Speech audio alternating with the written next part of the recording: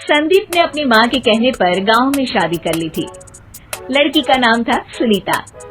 माँ का कहना था एकदम मॉडर्न बहू नहीं होनी चाहिए, लेकिन उन्हें नहीं पता था कि गांव से आने वाली बहू सुंदर सुशील तो होगी और उसको गांव से बाहर भी निकाल लाएंगे, लेकिन उसके अंदर का गांव कैसे बाहर निकलेगा। शादी के कुछ दिन बाद, माँ टिफिन तो देना जरा। बेटा अब तो स्कूल नहीं ऑफिस जाता है, माँ से नहीं अपनी बीवी से टिफिन मांगा कर। ओके माँ। सुनीता टिफिन ले आओ।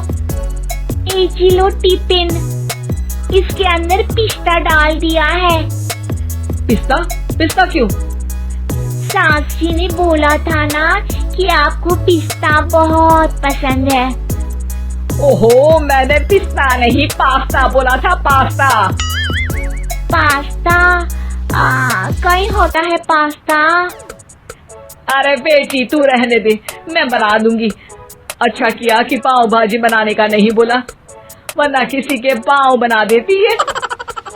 सुनीता को बुरा लगता है, लेकिन उसकी नादान हरकतें कम नहीं होती। ऐसे ही एक दिन, अरे तुमने ये क्या लगाया है? अरे आप वो फूस फूस करके लगाते हैं ना, वही। डियो? का दियो? किसको दियो? अरे वही ना जिससे खुशबू आती है। हाँ सही पकड़े हैं। अच्छा लेकर तो आना। कौन सा डियो लगाया तुमने? अभी लेकर आते हैं जी। संदीप की बात मानकर सुनीता अंदर से खुशबू वाला फुसफुस लेकर आती है। OMG! OMG मतलब ओ माय गणेश ना। अरे OMG छोड़ो, और ये खुशबू वाला फुसफुस की बात कर रही थी तुम? हाँ इसी की, फिर से सही पकड़े हैं। अरे देवी, लेकिन आप सही नहीं पकड़े हैं, ये डियो नहीं है। डियो नहीं है तो क्या लियो है? अरे ये रूम फ्रेशनर है, जिसको कमरे में छिड़कते हैं, खुद पर नहीं। कोई बात नहीं, माँ कहती थी आत्मा किराएदार है, शरीर एक किराए का कर्म। हम शरीर पे ये डाल लिए तो क्या फर्क पड़ जाएगा। अरे बहू, ओ बहू, मेरे लिए फल तो ले आ, फिर मैं बाजार जाऊंगी। सुनीता अपनी सास के लिए फल लेकर आती है। अरे बेटा, पपीता, तरबूज और सेब फल ऐसे कैसे खा लूं? काट कर तो ले आ। माँ जी, मेरे गांव में तो खेत से उठा के सीधा खा लेते हैं। अरे ये तेरा गांव नहीं है ना। अरे संदीप, तू ही कुछ समझा देना इसको बेटा। मैं कैसे समझाऊं माँ, ये तो माइक्रोवेव को भी भट्टी बोलती है। कल मैंने बोला हाय कैसी हो, तो बोलती है किसी को हाय नहीं लगानी चाहिए। अरे सुनीता, तेरा क्या होगा? अभी तो कैसे बताऊं माँ जी, अभी हम कुछ करेंगे फिर पता चलेगा क्या होगा, लड़का या लड़की। हे भगवान, कहाँ से आ गई है? रामपुर से जी, आप ही तो लेकर आए थे मुझे। अरे मुझे माफ कर दो।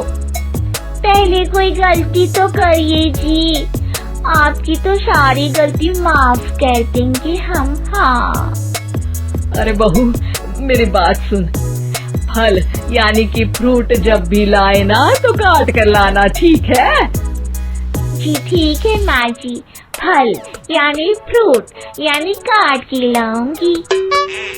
सुनीता रोज ही कोई ऐसी हरकत कर देती जिसकी वजह से उसे घर में दो बातें सुननी पड़ती। एक दिन, माँ, मेरे बॉस घर पर आने वाले हैं शाम को, उनका बर्थडे है, फैमिली साथ नहीं रहती उनके, तो यही पार्टी कर लेंगे। उनको अच्छा लगा तो शायद मेरा प्रमोशन भी हो जाएगा। मैं ना फ्रूट केक लाकर फ्रिज में रख दूंगी और तेरे साथ आज खाना मैं बनाऊंगी ताकि जब साहब आए तो खाने में कोई गड़बड़ ना हो। शाम को जब सारी तैयारियां हो जाती है, संदीप के साथ बड़े साहब भी घर आते हैं।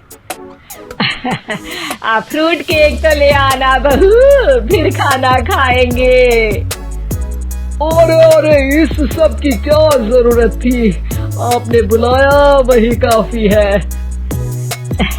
सर, आपका परिवार शहर में नहीं है तो हम ही आपके परिवार जैसे हैं सर। इतने में ही सुनीता फ्रूट केक लेकर आती है और बड़े साहब की टेबल पर रख देती है और जैसे ही केक के ऊपर का बॉक्स हटाती है, ओह, ये क्या है? केक तो कटा हुआ है, मैं तो ऐसा नहीं लाई थी। आप मुझे शाबाशी दे सकती है माँ जी, मैंने ही केक काट दिया। आपने कहा था ना, फल यानी फ्रूट यानी हमेशा काट के लाना, तो फ्रूट केक भी तो फ्रूट ही है ना, तो मैंने पहले ही काट लिया। हूँ ना मैं समझदार। अरे बहू, ये क्या किया? केक हमेशा वही काटता है जिसका जन्मदिन होता है। तुझे एक बात भी समझ नहीं आती, एक नंबर की बेवकूफ है। पूरा माहौल बिगड़ चुका था। संदीप को लगने लगा था कि साहब उसे प्रमोशन तो दूर की बात है, कहीं डिमोशन ना दे दे, लेकिन साहब बीच में ही बोल पड़ते हैं। अरे कोई बात नहीं, ये इनकी बेवकूफी नहीं है, इनका भोलापन है। बेटा आप कहाँ से हो?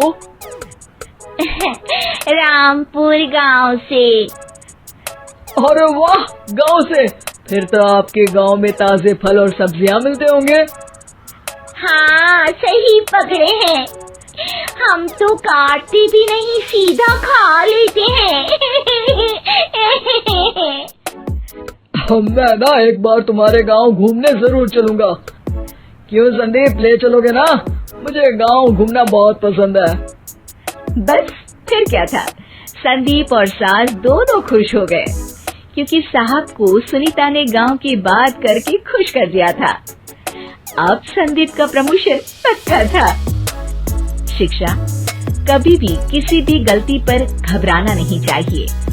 हो सकता है कि उस गलती की वजह से आगे बड़ा फायदा हो जाए।